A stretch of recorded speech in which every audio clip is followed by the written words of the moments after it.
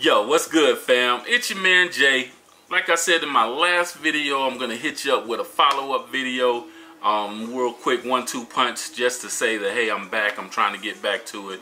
I explained what was going on with me and my affinity for disappearing when it comes to this YouTube thing. Eventually I'm gonna catch my groove, and then I'm gonna get the success that I've been looking for. Some people say, what is it exactly that you're expecting from it? I'm not expecting to be rich or anything from doing YouTube videos. I just want to expand the culture and expand it as far as how I love comic books. Not so much as far as flipping and the value, but for great stories, great artistry, and just the purity of comics. So anyway, without further ado, this is my What's in My Bag segment. I'm coming back at you with that because today is Thursday. Wednesday was yesterday. I picked up a lot of stuff. I hadn't been like getting everything from my pull box at Emerald City in Clearwater, Florida, my local comic book shop. But I got some bangers. I got some good stuff, and I'm about to share that with you guys. So without further ado, let's get it.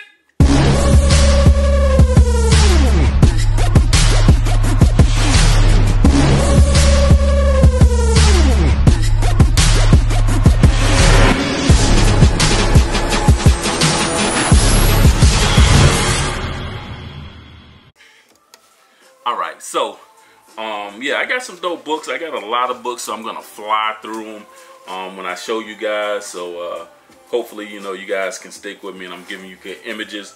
First up, and I'm gonna do it in just a crazy order, so I just want to show you guys. I got this King Spawn number 27. This cover is crazy. I don't know what's going on with King Spawn. I gotta catch up to it because as we know, we get to work and we forget about reading old comic books and stuff. But anyway, I picked this up by Todd McFarlane. This is on the Image imprint. Got catching up with Static, Shadows of Dakota 6. This is number 6 for Nicholas Draper Ivy and Vita Ayala. This is dope cover. This is still the milestone 30th anniversary. This cover is actually by JJ Lopez and Luis Guerrero. So yeah, I got that one. I think I got a couple different covers of this one, but we'll see.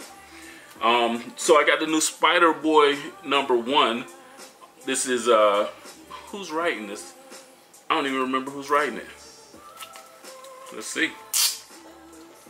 Sometimes we got to slow down to speed up. So this cover is by Scotty Young, but Dan Slott, that's who's writing it. Duh. Yeah, y'all ain't know that, did y'all? Well, if y'all knew it, why y'all ain't put it in the comments and tell me? Like nobody ain't say nothing, dang. That's how y'all do your boy. Anyway, so yeah, this is written by Dan Slott. This is number 1. And Scotty Young is on this cover. I got another number 1 somewhere close by. I think this story is gonna do a little something. I really liked his appearances in the other Spider-Man books, and yeah, so I'm gonna check this out and see what the little redhead do, the little carrot top do. Look pretty good. Alright, this one is Sacrificers number 4. This is on Image, and it's by Rick Remender and whatever that guy's name is, Max Famara. But this has been a really good story, and this cover is kind of indicative of what's going on. I don't know if you guys are reading this, but it's a pretty dope book. It's worth a read. I think the reviews on this one are pretty dope, and if you haven't seen any reviews, hit me in the comments and let me know if you want me to do a review on it, because it's a good book. Rick Remender always writes some good stuff. Alright, so this one is Blade number 4, and this is the Howard the Duck 50th anniversary variant. I think I got another variant. I'm looking at this, I'm like, it's a fingerprint right there. Like right there. I don't know where that came from, but anyway, yeah, so I got this one. This story has been pretty good. Blade, accidentally released like this demon or whatever that's gonna destroy the earth, and then he killed the only thing that can stop it. So now he's trying to catch up to figure out how to kill it or whatever. Blade doing Blade things. Kill first, ask questions later. And speaking of Blade, this is Miles Morales Spider-Man number 11 with Cody Ziegler is writing it, and like I said, Blade is making a guest appearance. Got to figure out what's going on with this one too. It feels like it's been so long since I've actually been sitting down reading comics. I read so many that you know, I get kind of thrown off. I picked up a new one. I started reading other stuff. I'm all over the place. But yeah, y'all check this out. Pretty dope. Alright, this one is Abbott 1979. This is the third installment in the Abbott series, written by Saladin Ahmed. He used to write Miles Morales book like that I just put over there. Sami Kavila is doing the artwork. This is issue number 2. And yeah.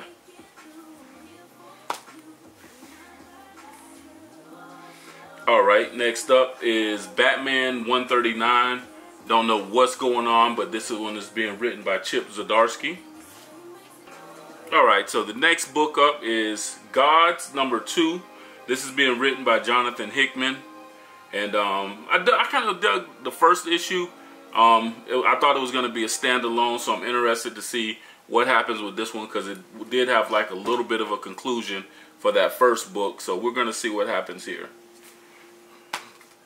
And I do believe whoever this person is a first appearance, so they do have this considered a key in the CLZ and the Key Collector app as well.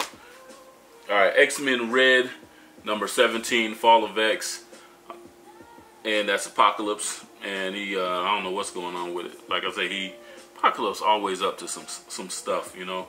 That's why I like the guy. He's always up to something. Alright, and this is Icon vs. Hardware. Your girl Rocket on the cover, and I don't know what's going on because she looked possessed. Yeah, she looking possessed, and then she got Hardware's helmet, and then I guess the fabric off of Icon's chest. So I don't know what's going on. It says if they can't work together, the Milestone universe will fall. This is being written by Reginald Hudlin. So the great Reginald Hudlin. I'm gonna say it like that because I always loved his writing. So yeah, we're gonna see. And speaking of that one, also got second cover of this one. This cover is by covers by Raza, the artist known as Raza, and this one is the cover by J Hero. Not sure who that is, but I like the cover. It's pretty dope. Alright, so the highlight book of the week, when I was leaving Emerald City yesterday and I was, telling everybody bye and checking out, my girl Natalie says, hey, there's a book that you might want to check out. She says, have you read Beneath the Trees Where Nobody Sees? And I was like, nah. I was like, that's an interesting title, but I haven't heard of that book yet. And she was like, yo, you got to read it. It's really good. And she told me a little bit about it, and it sounded interesting. So she ran and got it for me. She brought me back 2 different covers. And the thing about it is a situation where there was only 1 cover per customer.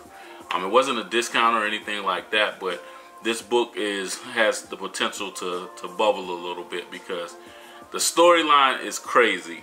And I'm going to show you the cover, but I don't know if any of you guys are old enough to remember Richard Scarry, or if kids read Richard Scarry books. Remember, it had all the little creatures, the little animals. Richard Scarry was the lion, I believe. It was like a little pig and just different. And they were the people in this city. And I think they lived in Scary Town or something like that. But if you can remember that, if you remember Richard Scarry and you remember Scary Town and all of that and those creatures, think about that. And then you remember the show, I think it was on Showtime, called Dexter, about the serial killer. Smash that together. You got Beneath the Trees Where Nobody Sees. And I don't know if you guys can see that cover, but that's a Dexter pose right there. I don't know if you guys watched it. I watched the show, and I thought it was a dope show. It was really crazy, but yeah. So that is the situation. That's the situation that's going on here, and I'm gonna have to open it because again, I forgot who wrote it. But yeah, I read it, and what she did was she showed me a panel and a little sneak peek, and I guess it wouldn't be so bad if I showed you guys what she showed me that made me like, oh dang, I think I'm gonna pick that up. So yeah, I'm gonna show you guys. This is what she showed me without the glare. I hope you guys can see that. That's what she showed me. And when I seen that, I was like, yo, what the heck? What's going on? So anyway, this book is being written and illustrated by Patrick Horvath. Letters by Hassan Elahu. And yeah, this is from IDW Publishing. And it is an absolutely dope read. I read it. I was very impressed. I was like, yo, this is gonna be a good book. My wife looked. My wife didn't even read it. She just looked through it, and then she was like, "No, I can't do that. I can't read that now." And I was like, "Yo, what's up? What you mean you can't read it?" She was like, "No, because it's just like with everything else. I want to know what happens next." So just by looking through it, she got to a point where she was already hooked in, and she wanted to know what was next. Such as I too. You know, I've read it, and I'm like, "Yo, I can't wait till the next issue comes out." I believe the next issue doesn't come out till December. I don't know why they be stretching it out. This book actually came out, I believe, in October, in the middle of October. Not sure how long it sat at Emerald City, but I'm very happy. Thanks, Natalie. I always love your recommendations. A couple of other books I picked up were Natalie's picks. So, you know, me and her, we kind of there with it. So we know what each other likes, and she knew I was gonna like this one, and I love it. I love it. I love it. All right. So that's all the books that I picked up. If you watch the other video, you'll see the stuff I got from CGC. You'll see the pops and stuff that I picked up recently. This 9.8 Spawn, as I said in the other video, that's my buddy AJ's. My Spawn got an 8.0, but the cool thing about it was when I bought my first issue of Spawn, it came in a box, on a long box, which I paid $75 for the long box, and I got over like 300 some comic books. I think it might have been a little bit more than that, but so I'm cool with that. I wasn't looking for no high grade anyway, so I'm super happy about that. I'm glad AJ got a 9.8 because this is the only comic book that he really wanted. He was like, we talked about it, he's not into collecting, and he was like, yo, that's what I want. I want a Spawn #1. And yeah, he got a 9.8 with Todd McFarlane's signature. But rambling, I got one of my grails. I picked up a grail about a week ago, and I saw a couple on eBay, and I was like, I want to pull the trigger. I want to get it before the year's over with. I'm gonna do a video. I'm gonna do a video on my top 10 wanted list. So this is a book that was on my previous top 10 wanted list. And my #1 book is Fantastic 452, which is first appearance of Black Panther, everybody know. My second one is Strange Tales 169, first appearance of Brother Voodoo. Those are my top 2 male characters favorites. Misty Knight's my favorite. Then next was Tomb of Dracula 10, which is Blade. And then the 4th one was Luke Cage, Hero for Hire. Those are my top 4 grails. I picked up Strange Tales 169 a couple of months ago. Super happy about that. I personally graded it out to be about a 7. You know, gonna send it in and get it graded eventually. And then, can you guess out of the 4 what was the other one that I picked up? And I'm gonna be easy. It wasn't Fantastic 452. So I didn't get my Fantastic 452 first appearance of Black Panther. But you guys guess yet? No? You don't want to guess? Well, whatever. So super happy because I absolutely love the artistry in this book. I love the covers. I love the era that it was written in. And I'll give you a hint. John Romita, ring a bell, yellow shirt. Ring a bell? Nah. Alright, so this is my Luke Cage Hero for Hire #1. I am super happy to have this. I picked this one up from Emerald City and got a really good deal. And my man Justin, he graded this out at, I believe he graded it at a 6.5, I think is what he thought. Justin always undergrades, and you know, I don't know if I'm letting out secrets or whatever, but he always undergrades so that when you do send it off, that you're never completely disappointed, because he told you, you know, if he tells you it's a 6.5, you're not going to get a 5.5 because he undergrades. Anything that you get is going to be whatever grade that he grades it at is going to be that or better. So I'm super happy with this one too. I got a 7 on my Luke Cage Hero for Hire number 2, and I still want to collect the whole run. I'm still missing a few, but yeah. So anyway, this is absolutely dope. I absolutely love this cover. This is one of the dopest covers to me that's out, and you know, it's that 70s blaxploitation era. Yeah. So anyway, I'm happy about that. That's what I picked up. Made this video longer than it should have been. Hopefully you guys are still hanging with me. Want to give a shout out to all the people who subscribed to my channel so far, who have hung with me even when I wasn't making content and I kind of disappeared. As you tell, I'm a little shaky trying to get back into it, and I'm going to get in my groove. Once I move and I get settled in the next month or so into my new place, then I'm going to do a complete build out for a comic book room, and you know, I'll show you guys a little tour, let you guys see the collection, because you know, it ain't nothing to sneeze at. I got some heavyweight stuff back there.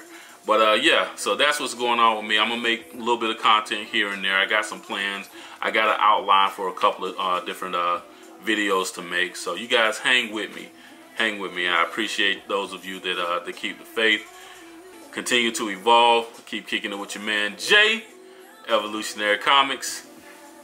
Got my Luke Cage Hero for Hire, yo. And we out. Peace.